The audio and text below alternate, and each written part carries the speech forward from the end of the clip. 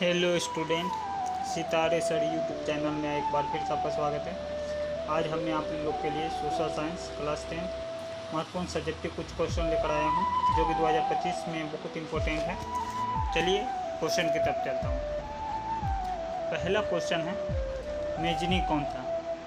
इसका उत्तर है Mazzini Italy देश के एक राष्ट्रपति दल का सेनापति था। मेजनी कौन था? तो मेजनी इटली देश के राष्ट्रीयवादी दल का सेनापति था, जिसके लिए गणतांत्रिक विचार बड़े ही महत्वपूर्ण थे। मेजनी के लिए गणतांत्रिक विचार जो थे बहुत ही महत्वपूर्ण थे। इसके अलावा वह साहित्यकार भी था। एक शब्द में कहें तो मेजनी इटली का मसीहा था, जिसने लोगों को एकता के सूत्र में डाला। और मेजनी जो है कार्बोनारी संगठन में शामिल भी हुआ था।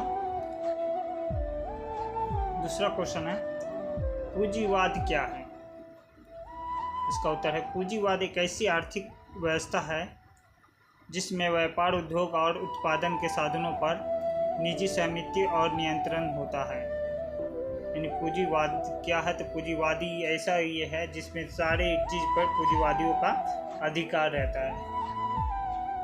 अगला सवाल है, सामाजिक विभाजन से आप क्या समझते हैं? इसका उत्तर होगा जाति, धर्म, रंग, क्षेत्र आदि के आधार पर समाज के विभिन्न वर्गों द्वारा परस्पर गलत व्यवहार करना, आपसी संघर्ष को सामाजिक विभाजन कहते हैं। मतलब ये हुआ कि जाति और धर्म और रंग, क्षेत्र के आदि के आधार पर समाज में भेदभाव करते हैं तो उसे सामाजिक विभाजन कहते हैं। ठीक है, इसके 3 निर्धारण तत्व हैं। पहला, स्वयं की पहचान की चेतना, विभिन्न समुदायों की मांग को राजनीतिक दल द्वारा प्रस्तुत करने का तरीका तथा मांगों के प्रति सरकार की सोच। अगला सवाल है, सांप्रदायिकता से आप क्या समझते हैं? सांप्रदायिकता क्या है? उत्तर होगा सांप्रदायिकता का अर्थ अपने समुदाय के प्रति मजबूत लगाव। यह किसी का अपना धर्म, क्षेत्र या भाषा हो सकता है। यह समुदाय के बीच हितों के अंतर को बढ़ावा देता है, जो समुदायों के बीच शत्रुता के प्रति असंतोष पैदा करता है।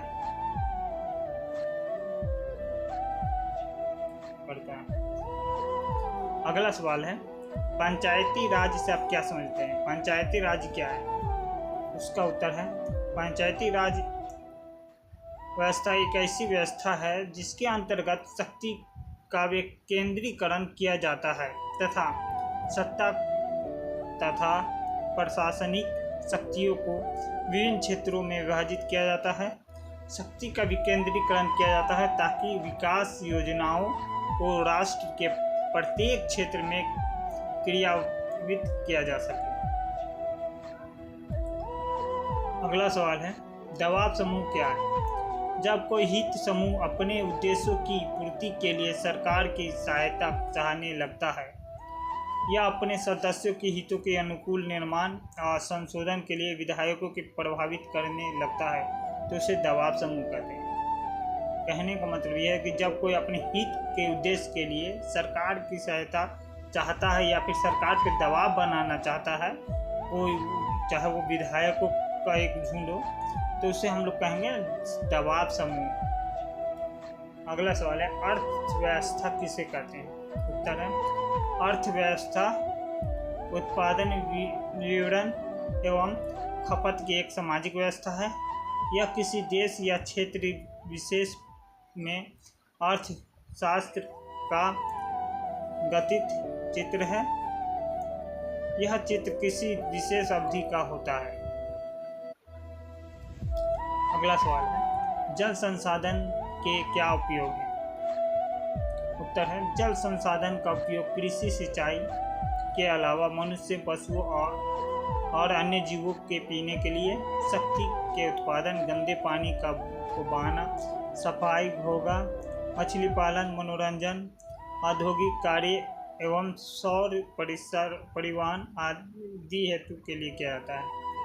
जल संसाधन का क्या उद्देश्य क्या है? तो जल संसाधन कृषि, सिंचाई मतलब खेती बाड़ी करने में मनुष्य को और या पशुओं को अन्य जीवों के पीने के लिए, शक्ति उत्पादन, गंदे पानी को बहाने के लिए या सफाई के लिए, मछली पालन, ये सब आदि, ये सब के लिए जो होता है वो उसी को जल संसाधन कहते हैं। अगला सवाल है धात्विक और धात्विक खनिज में अंतर स्पष्ट करें। तो धात्विक और धात्विक खनिज में निम्नलिखित अंतर है। धात्विक खनिज को गलाने पर धातु की प्राप्ति होती है, जबकि अधात्विक खनिज को गलाने पर धातु की प्राप्ति नहीं होती। धात्विक खनिज कठोर एवं चमकीले होते हैं, जबकि अधात्विक खनिज में यह विशेषता नहीं पाई जाती है। अगला सवाल है भूकंप और सुनामी में अंतर स्पष्ट करें। उत्तर है भूकंप का सरल अर्थ भूमि का कंपन होना है। भूकंप भूभागीय प्रक्रिया है जिसकी तीव्रता कभी कभी अत्यंत डरावना होती है तथा उससे जान माल की अपार क्षति होती है। भूकंप मतलब कि धरती पर होने वाली जो कंपन होती है उससे भूकंप कहते हैं धरती के अंदर, और इसमें जान माल आदि की क्षति होती है।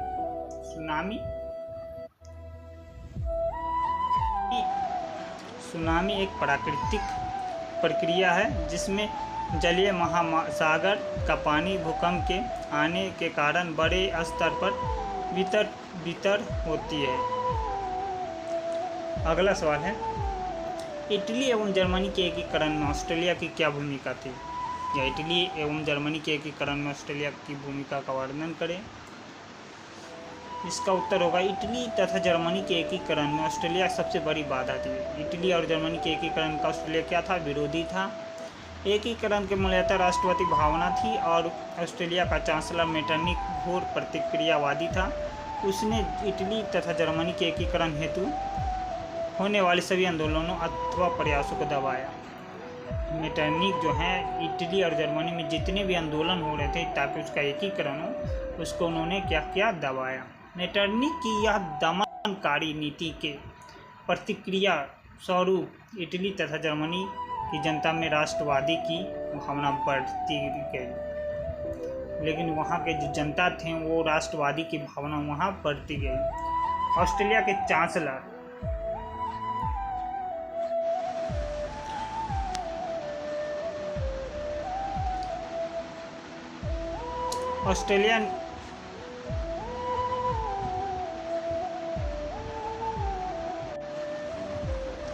ऑस्ट्रेलिया का चांसलर मेटरनिख घोर प्रतिक्रियावादी था। उसने इटली तथा जर्मनी में एकीकरण हेतु होने वाले सभी प्रयास, आंदोलनों अथवा प्रयासों को दबाया। मेटरनिख की दमनकारी नीति के प्रतिक्रिया स्वरूप इटली तथा जर्मनी की जनता में राष्ट्रवादी की भावना बढ़ती गई। ऑस्ट्रेलिया में मेटरनिख का पतन के बाद इटली तथा जर्मनी के लोगों ने एकीकरण के मार्ग पर सबसे बड़ी बाधा को समाप्त हुआ। देखें तो पुनः सारी उत्साह के साथ ही एकीकरण का प्रयास किया गया और अंत में सफलता पाई गई। मतलब ये कि मेटरनिख की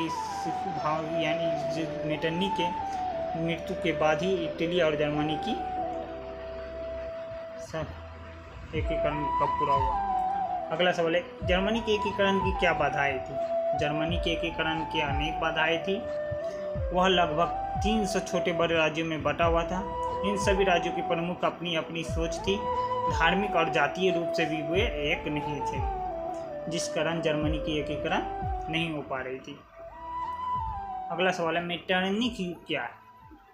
मेटरनिख पुरातन व्यवस्था का समर्थन था। नेपोलियन द्वारा स्थापित एकता उन्हें से पसंद नहीं थी। इटली तक पर अपना प्रभाव जमाने के लिए उसने उसे कई राज्यों में विभक्त कर दिया। इसी युग को मेटरनिख युग कहा जाता है। अगला सवाल है भारत के प्रमुख 4 अंतर्राष्ट्रीय हवाई अड्डों के नाम लिखें। उत्तर होगा भारत के 4 अंतर्राष्ट्रीय हवाई अड्डे का नाम इस प्रकार है। पहला इंदिरा गांधी अंतर्राष्ट्रीय हवाई अड्डा नई दिल्ली। दूसरा नेताजी सुभाष चंद्र बोस अंतर्राष्ट्रीय हवाई अड्डा कोलकाता। तीसरा छत्रपति शिवाजी अंतर्राष्ट्रीय हवाई अड्डा महाराष्ट्र। अन्ना दुराई अंतर्राष्ट्रीय हवाई अड्डा चेन्नई। अगला सवाल है शुष्क कृषि और आंध्र कृषि में अंतर स्पष्ट करें। या शुष्क कृषि और आंध्र कृषि किसे कहते हैं। तो शुष्क कृषि उसे कहते हैं जहाँ वर्षा 5 सेंटीमीटर से कम होती है, उसे शुष्क कृषि कहते हैं। आर्द्र कृषि उसे कहते हैं जहाँ वर्षा का औसत 100 सेंटीमीटर से लेकर 200 सेंटीमीटर के बीच होती है। अगला सवाल है, प्राथमिक, द्वितीय और तृतीय क्षेत्र किसे कहते हैं? तो प्राथमिक क्षेत्र जो होता है उससे कृषि क्षेत्र को प्राथमिक क्षेत्र कहते हैं। कृषि, पशुपालन, मछली पालन आदि ये प्राथमिक क्षेत्र में आते हैं। द्वितीय क्षेत्र, औद्योगिक क्षेत्र को द्वितीय क्षेत्र कहते हैं। सभी कंपनी जिसमें सामान बनाया जाता है, गैस, बिजली, ये द्वितीय क्षेत्र में आते हैं। तृतीय क्षेत्र, सेवा क्षेत्र को तृतीय क्षेत्र कहते हैं, जैसे बैंक, बीमा, परिवहन, व्यापार, स्कूल, सैनिक, शिक्षक, ये सब तृतीय क्षेत्र में आते हैं। Thank you.